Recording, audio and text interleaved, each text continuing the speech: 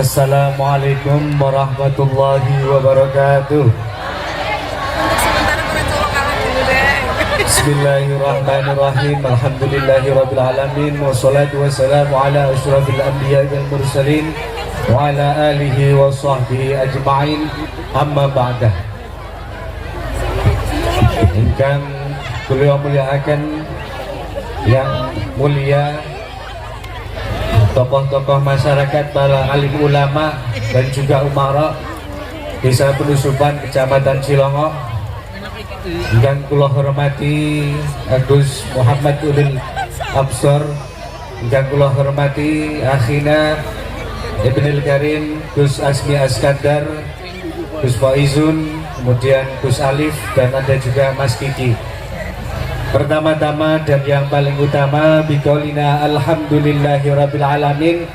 Pada malam hari ini kita bisa berkumpul di lapangan Desa Penusupan. Mudah-mudahan perkumpulan kita pada malam hari ini dinilai sebagai ibadah oleh Allah Subhanahu wa taala. Allahumma amin. Dan mudah-mudahan kelak besok di yaumil akhir kita akan dikumpulkan seperti ini bersama baginda Nabi Agung Muhammad sallallahu alaihi wasallam. Al-Fatihah.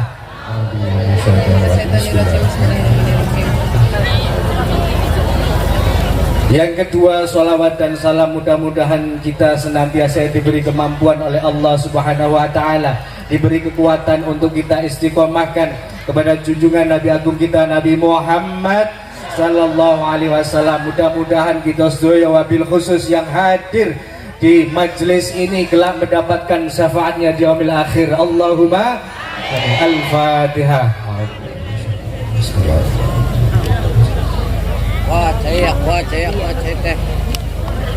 Sebelum kita sholawatan, ngaji dulu sebentar. Tidak usah panjang-panjang, tidak usah banyak-banyak, sedikit tapi diingat dan langsung diamalkan. Allahumma amin.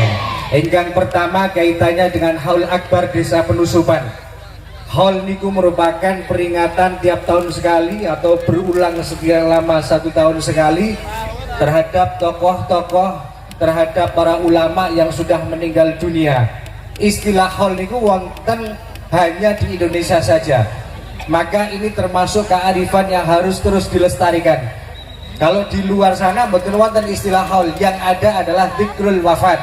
Niki yang pertama. Yang kedua, mengapa kita menyelenggarakan haul? Paling tidak ada 3 harapan. Syekh Nawawi Al-Bantani dawakan paling tidak wonten 3. Yang pertama lil istighfar.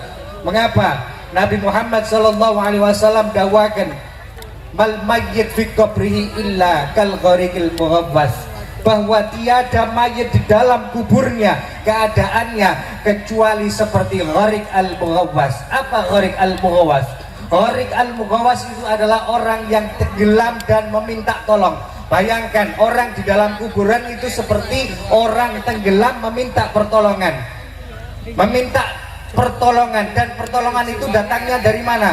Pertolongan tersebut akan datang dari doa saudaranya. Pertolongan itu akan datang dari doa saudaranya, bapaknya, ibunya, anaknya, tetangganya, dan semuanya. Itu yang paling diharapkan. Sehingga terusannya dawuh Nabi Muhammad SAW, ketika ada mayit menerima doa dan hadiah pahala dari orang yang masih hidup, maka tiada yang lebih indah daripada doa tersebut meski dibanding dunia dan seisinya. Niki yang pertama, lil istighfar. Kita doakan kepada orang-orang, para alim ulama, orang-orang soleh yang malam ini dihauli, tokoh-tokoh Desa Penusupan.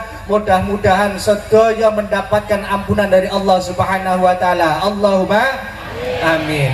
Terus kalau kita doakan orang mati, sebenarnya kita dapat apa enggak? Kita rugi apa tidak? Tidak.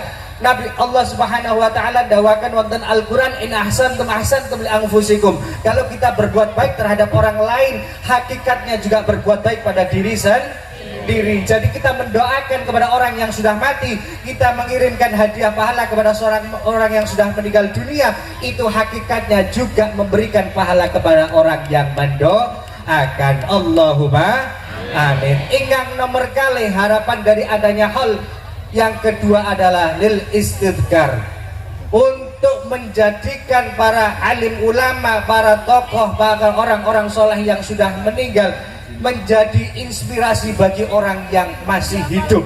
Perjalanan hidupnya, perjuangannya dalam mendakwahkan Islam niki bisa menjadi panutan khususipun warga desa Penusupan. Allahumma amin. Ini yang kedua, menjadi iktibar.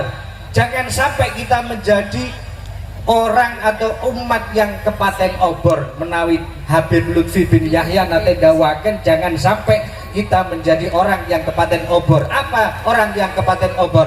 Orang yang lupa terhadap sejarah lingkungannya sendiri, orang yang lupa terhadap tokoh agama lingkungannya sendiri, orang yang lupa terhadap kiai-kiai di daerahnya sendiri, lupa terhadap sejarahnya. Mudah-mudahan ini tidak terjadi di desa Penusupan dengan diadakannya acara ini. Allahumma amin. Yang ketiga adalah lil istima'.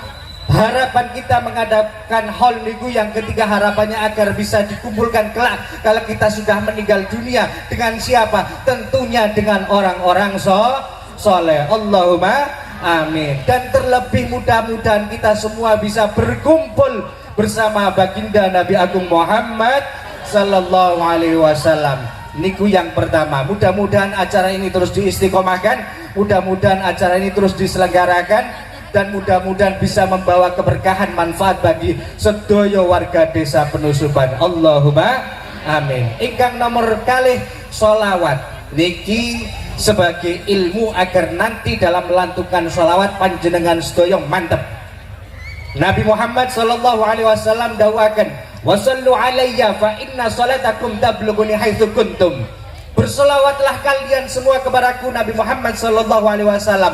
Mengapa? Fa inna salatakum, karena sesungguhnya bacaan solawat kalian tablughuni akan disampaikan kepadaku, Nabi Muhammad sallallahu alaihi wasallam, haitsu kuntum, dimanapun kalian berada dan kapanpun. Jadi hati kita harus mantap, kita harus yakin kalau kirim salam dan sholawat kepada baginda Nabi Agung Muhammad sallallahu alaihi wasallam pasti nyampe dan pasti diketahui oleh Nabi Muhammad sallallahu alaihi wasallam. Dan satu hal lagi, ketika malaikat menyampaikan ada bacaan sholawat dan salam dihaturkan kepada baginda Nabi, tidak hanya namanya orang yang membaca, tetapi juga orang tuanya diikut sertakan. Jadi malaikat akan menghaturkan sholawat dan salam kepada Kanjeng Nabi. Bahasane ngeten, Kanjeng Nabi niki wau teng lapangan desa Penusupan wonten namine Slamet bin Jamun ingkang maca sholawat lan salam kagem panjenengan.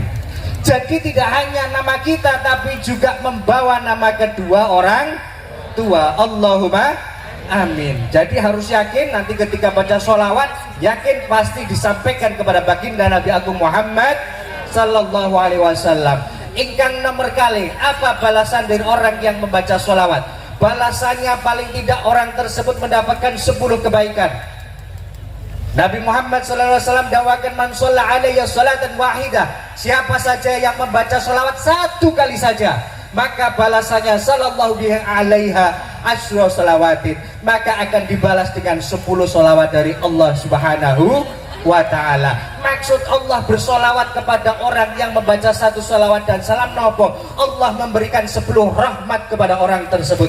Allahumma amin. Jadi baca 1 balasannya 10 sholawat saking Gusti Allah, angsal 10 rahmat saking Gusti Allah. Allahumma amin. Allahumma sholli ala sayyidina Muhammad.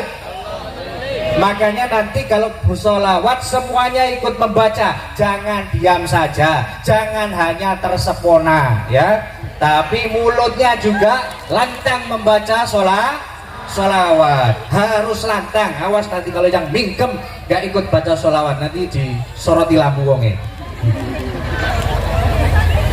Jelas gak?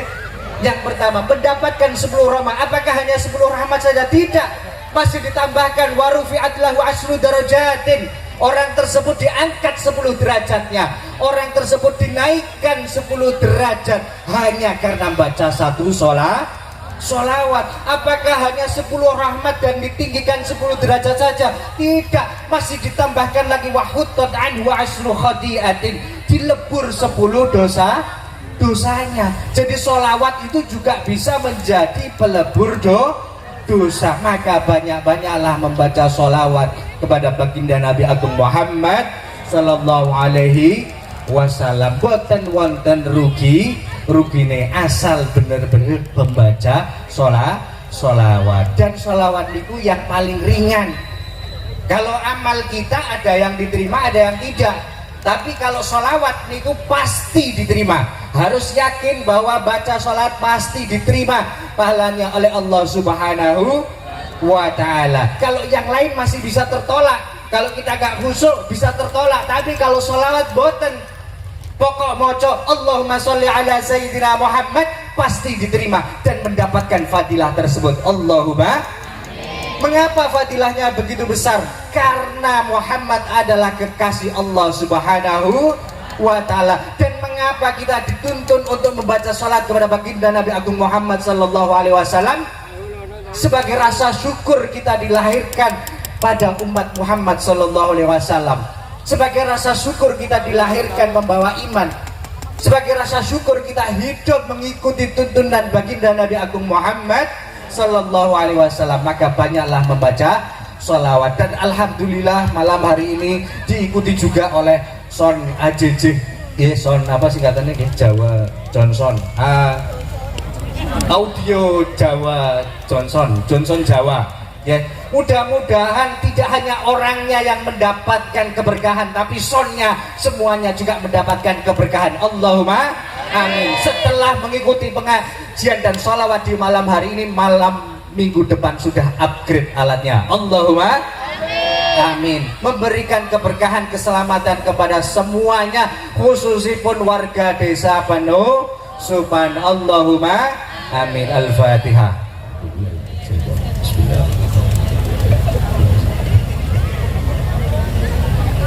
Saking kula cekap, mboten usah banyak-banyak, yang penting diingat-ingat, yakini dalam hati, lantunkan sholawat sekencang mungkin dan hadirkan baginda Nabi Agung Muhammad sallallahu alaihi wasallam di majelis ini. Allahumma amin. Wassalamualaikum warahmatullahi wabarakatuh.